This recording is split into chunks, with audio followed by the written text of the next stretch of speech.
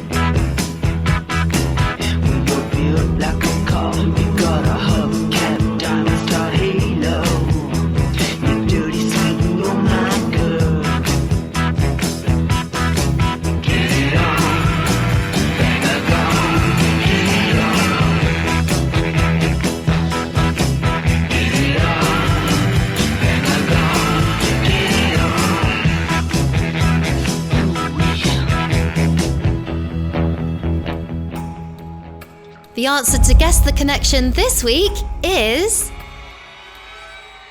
All of these artists have performed at Glastonbury Festival. Congratulations to everyone that guessed it right. Well done you. You won an ego boost. So a little bit of history for you on Glastonbury Festival. The very first festival was in 1970, and it wasn't called Glastonbury. It started off as the Pilton Pop, Blues and Folk Festival and was attended by about 1,500 hippies, 5 dogs and 1 goat. Its co-creator, Michael Eavis, was a dairy farmer with a dream and a hefty overdraft. He went to the nearby blues and progressive rock festival, which had recently hosted Led Zeppelin, and decided to put on his own event in his field despite having no prior experience. What a guy. The first ever Glastonbury cost £1 entry, the equivalent of £15 today, which came with a free carton of milk from the dairy farm. Eavis's farmhouse also doubled up as the dressing room for artists. Attendance was far lower than the 3,000 people expected, and the whole event only had 25 toilets, compared to 4,800 now. There's also a history of fence jumpers at the event, and in the early history of the festival, there wasn't a super fence like there is now to keep them out. But in 1970s, when a group of hippies walked all the way from London thinking it was a free event, the crowd all chipped in for their entry fees. Eavis originally booked the Kinks to headline, but they pulled out allegedly after they saw the event dubbed a mini-festival in a newspaper. They were replaced by Mark Bolan and Mickey Finn's T-Rex. Bristol-based prog rockers Stackridge played the first ever live slot, and also agreed to hang out at the festival all weekend and fill any gaps in the schedule, as Eavis wasn't sure that every band booked would show up. Ahead of the headliner, there was a hastily arranged minute silence for Jimi Hendrix, who died the day before the festival took place. Safe to say, it didn't feel like a history-making moment in 1970. The festival comprised of one scaffold constructed stage with a tarpaulin roof at the end of one hedged field. Security was a bobby standing at a 5-bar gate. There were a lot of people sitting around playing guitars, and there were barely any tents either. Most people just brought a sleeping bag with them, a change of underwear, toothbrush, and maybe a sheet of polythene in case it rained. Eavis didn't break even in 1970, let alone enough to clear his overdraft. The fact that it's become part of festival lore is down to Michael Eavis's vision and tenacity. The next year, Pilton Pop, Blues and Folk Festival evolved to be named the Glastonbury Free Festival, and it was actually free entry. This year featured the first incarnation of the famous main stage, the Pyramid Stage, which stands at 25 metres tall and is a 1/10th replica of the Great Pyramid of Giza, built from scaffolding. This stage has evolved a lot over the years, and in fact it burnt down just over a week before the festival in 1994, and a temporary main stage was erected in its place. In 2000, this stage hosted a wedding of 2 festival goers who had written to the organiser and asked permission to get married there. This was conducted by actor Keith Allen, the father of singer Lily Allen, in front of a small group of friends and any other festival goers who still happened to be awake. Nowadays, the stage has an impressive 292 audio speakers, 8.5 kilometres of cables for video and audio, 353 microphones, and 3,743 light bulbs.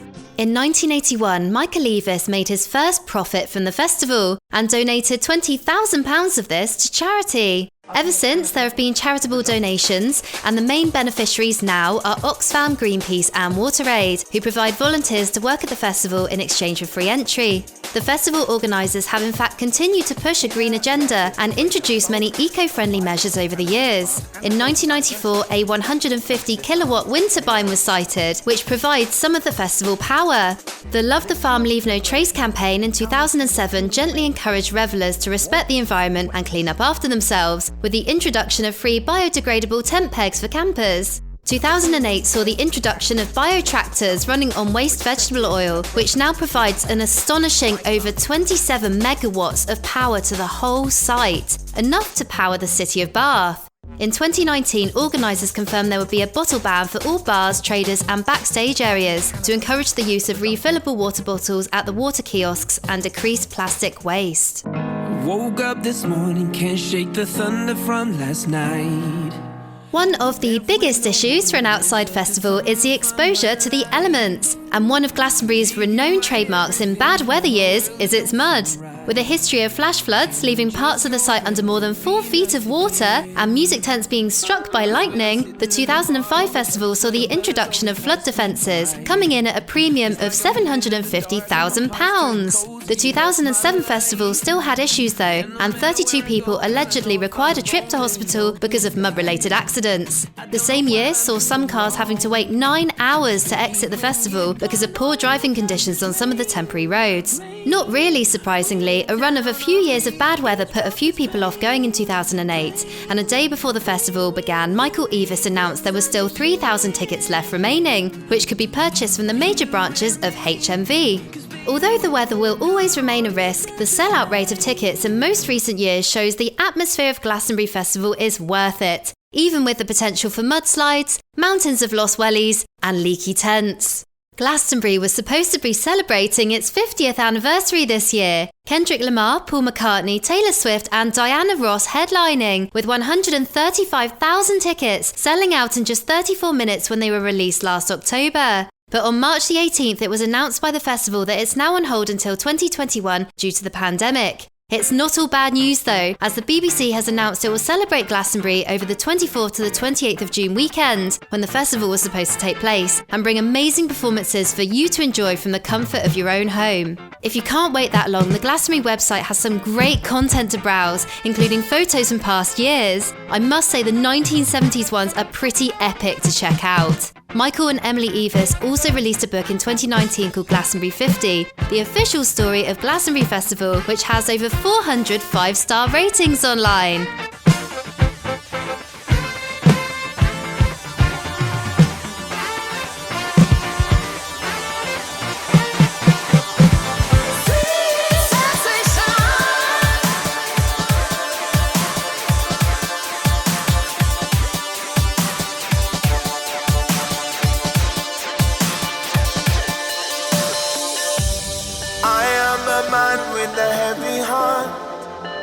And I dare not turn the pages, biting with automatic self-destruction. It's a blind faith, a cruel waste, one bitter taste. So I know I need this sweet sensation.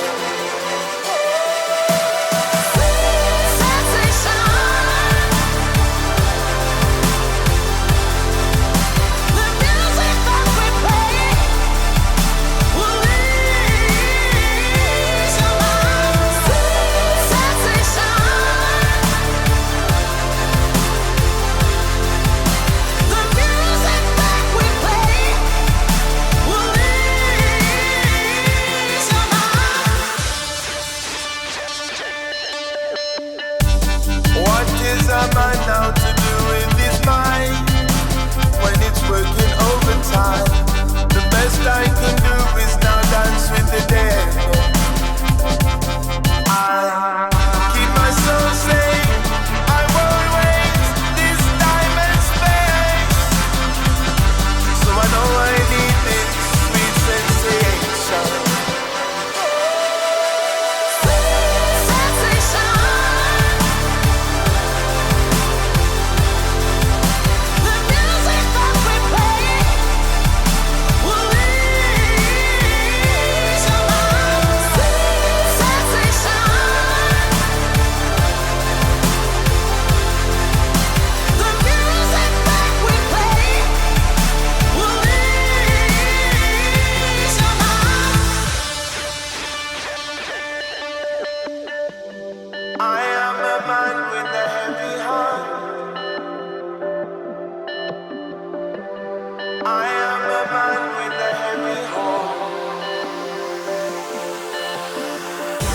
It's a blind faith, a cruel